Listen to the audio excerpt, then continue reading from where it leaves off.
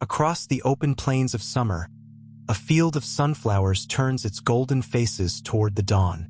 To the casual eye, it is a single bright crop, a postcard of warmth and abundance. Yet behind that brilliance lies a story that stretches back thousands of years, a story of wild seeds gathered by ancient hands, of empires and oil presses, and of a plant that learned to feed much of the world. The sunflower is more than a flower. It is one of the great staple crops, a quiet engine of human nourishment. Its origins lie in North America, where indigenous peoples were cultivating it more than 4,000 years ago. Long before maize spread across the continent, communities in what is now the United States and Mexico were selecting larger seeds, breeding a wild prairie plant into a reliable source of food. They ground the seeds into meal, pressed them for oil, and used the plant for dye, medicine, and ceremony. From those careful hands came the ancestor of every sunflower grown today. When European explorers reached the Americas, they carried the seeds home with them. By the 16th century, the sunflower had reached Spain, and from there it traveled slowly across Europe. For a long time, it was admired mainly as an ornament, a tall and striking curiosity in gardens. Its transformation into a major crop came in Russia, where, in the 18th and 19th centuries, farmers discovered its true value. Because the Orthodox Church restricted many oils during fasting periods, sunflower oil, which was not on the forbidden list, became enormously popular. Russian growers bred varieties with far higher oil content, and the humble garden flower became an agricultural powerhouse.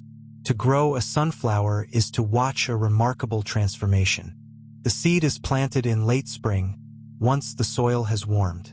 Within days, a shoot breaks the surface, and over the following weeks the plant rises with astonishing speed, sometimes reaching 3 meters in height. In its early life, the young flower performs a daily dance known as heliotropism, turning its head from east to west to follow the sun across the sky, then swinging back overnight to face the dawn again.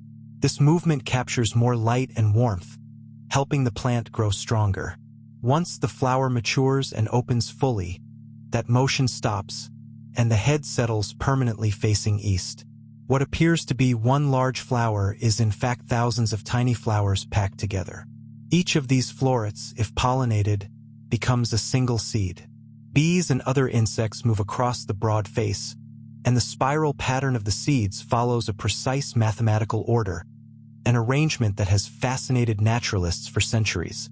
As autumn approaches, the bright petals fall away, the back of the head turns brown, and the once proud plant bows under the weight of its harvest. Harvest demands patience and timing.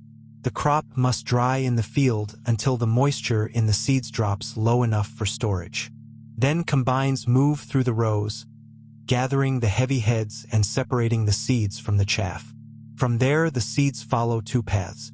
Some are roasted, salted, and sold whole as a snack, or hulled for kitchens and bakeries. Most, however, are crushed for their oil, a light and healthful product used for cooking across the globe. What remains after pressing becomes a protein-rich meal fed to livestock, so that almost nothing is wasted. Today, the sunflower is a truly global crop.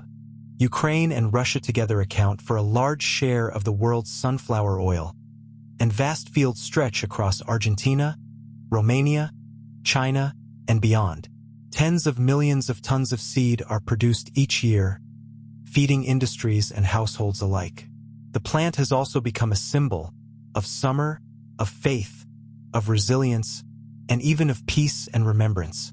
From a wild prairie flower tended by ancient gatherers, to gardens of Europe, to the great oil fields of the modern age, the sunflower has followed a long road. It still turns its young face toward the light, still offers its seeds to those who tend it, and still reminds us that some of the most important crops began as something small and overlooked, waiting for human hands to reveal their worth.